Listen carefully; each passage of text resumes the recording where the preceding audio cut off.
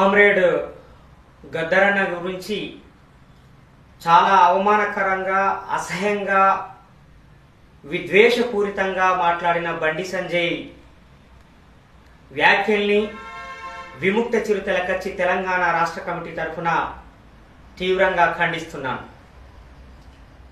పద్మశ్రీ, పద్మభూషణ్, పద్మవిభూషణ్, భారతరత్న లాంటి అవార్డుల్ని 1954 నుండి ఈ దేశంలో వివిధ రంగాల్లో విశిష్ట సేవలు అందించిన వాళ్ళకి ఈ దేశ ప్రభుత్వము ప్రదానం చేస్తున్నది. రాష్ట్రపతి చేతుల మీదుగా ఆ అవార్డుల్ని బహూకరించడం అనేది మనం చూస్తున్నాం. అయితే ఈ అవార్డులకి, ఈ పురస్కారాలకి రాజ్యాంగబద్ధత లేదు, రాజ్యాంగ ఆమోదం లేదు. కాన్స్టిట్యూయెంట్ అసెంబ్లీలో రాజ్యాంగాన్ని రాసే సమయంలో ఎక్కడా కూడా ఈ పురస్కారాలను ఇవ్వాలని నిర్ణయించటం జరగలేదు. అంతేకాదు, భారత రాజ్యాంగంలో ఉన్న ఆర్టికల్ 18(1)కి ఈ పురస్కారాలు వ్యతిరేకం కూడా. ఎందుకంటే మిలిటరీ రంగంలో కానీ, అకాడమిక్ రంగంలో కానీ విశిష్టమైన సేవలు అందించిన వాళ్ళకి మాత్రమే బిరుదుల్ని ప్రదానం చేసే అధికారాన్ని ఈ రాజ్యాంగం కల్పించింది. ఇవి పురస్కారాలని చెబుతూ ఏవైతే గౌరవంగా ఇస్తున్నారో ఈ పురస్కారాలకి కాన్స్టిట్యూషనల్ వ్యాలిడిటీ లేదు. ఇదే విషయం మీద సుప్రీంకోర్టుని గతంలో ఆశ్రయించడం జరిగింది. కానీ సుప్రీంకోర్టు పురస్కారాలు కాబట్టి వాటిని ఇవ్వచ్చు, బిరుదులు కాదు కాబట్టి వాటికి అభ్యంతరం చెప్పాల్సిన అవసరం లేదు అని సుప్రీంకోర్టు తీర్పు వెలువరించింది గతంలో. అందుకని ఇవి ప్రభుత్వం ఇచ్చేటువంటి పురస్కారాలు. బండి సంజయ్ గారికి మరి అవగాహన ఉండి మాట్లాడుతున్నారో లేక మాట్లాడుతున్నారో తెలియట్లేదు. ఇవి బీజేపీ ప్రభుత్వం ఇస్తున్నటువంటి అవార్డులు కాదు, పురస్కారాలు కాదు. కాంగ్రెస్ ప్రభుత్వం అధికారంలో ఉన్నా, బీజేపీ అధికారంలో ఉన్నా, కమ్యూనిస్టు పార్టీలు అధికారంలోకి వచ్చినా, ఏ పార్టీ అధికారంలోకి వచ్చినా సరే ఈ దేశంలో చాలా గొప్ప సేవలు అందించినటువంటి వాళ్ళకి గౌరవంగా ఇచ్చే అటువంటి పురస్కారాలు ఇవి. నీ పార్టీకి అనుకూలంగా ఉంటే ఇవ్వడము, నీ పార్టీకి వ్యతిరేకంగా ఉంటే తిరస్కరించడం అనే దానితోటి సంబంధం లేదు. ఎందుకంటే ఇది పార్టీ పురస్కారాలు కాదు. బండి సంజయ్ గారు మాట్లాడుతున్నది ఎలా ఉన్నదంటే బీజేపీ పార్టీ ఏదో పురస్కారాలు ఇచ్చినట్టుగా ఆయన మాట్లాడుతున్నారు. అసలు గద్దర్ గారికి పద్మశ్రీ ఇవ్వమని ఎవరు అడిగారు? ఎవరో ఒక జర్నలిస్టు మిత్రుడు అడిగితే దానికి అంతగా ఆవేశంతోటి అంత విద్వేషాన్ని వెలగక్కాల్సినటువంటి అవసరం ఏమున్నది? గద్దర్ కుటుంబ సభ్యులు కానీ, గద్దర్ ఫౌండేషన్ తరఫున కానీ, లేదా గద్దర్ అభిమానులు కానీ ఎవరైనా గద్దర్ అన్నకి పద్మశ్రీ అనో, పద్మ విభూషణ్ అనో, పద్మభూషణ్ అనో, భారతరత్న అనో ఇవ్వాలని ఎవరైనా అడిగారా? ఎవరు అడగలేదే. అడగనప్పుడు నువ్వెందుకు అంతగా ఆవేశంతో ఊగిపోతున్నావు? అంతగా గద్దరన్న అంటే నీకు తీవ్రమైన వ్యతిరేకత ఉంటే గద్దరన్న కనబడగానే కౌగిలించుకొని ఎలా మురిసిపోయావు? నువ్వు ఈ రాష్ట్ర బీజేపీ అధ్యక్ష బాధ్యతలు తీసుకున్నప్పుడు కొత్తగా కడుతున్న పార్లమెంట్కి అంబేద్కర్ పేరు పెట్టాలని మీ కార్యాలయానికి వచ్చి మీకు ఒక వినతి పత్రం ఇచ్చినప్పుడు గద్దరన్న మొహం చూడగానే మురిసిపోయి ఆయనని కౌగిలించుకొని ఆలింగనం చేసుకొని సంతోషపడ్డావు కదా బండి సంజయ్. ఇప్పుడు ఎందుకు అంత గద్దరన్న చేదైపోయాడు?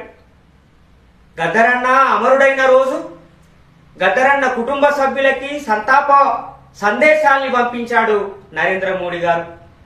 మీ ప్రధానమంత్రి గారే, మీ నాయకుడే గద్దరన్న చాలా గొప్ప వ్యక్తి అని, ఈ దేశంలో ఉన్న పేద ప్రజలకి న్యాయం జరగడానికి తన కళని, గళాన్ని ఉపయోగించాడని చాలా ప్రశంసిస్తూ సందేశం పంపించాడు కదా.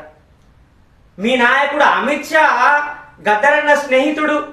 మీ నాయకుడు బండారు దత్తాత్రేయ గారు గద్దరన్న స్నేహితుడు.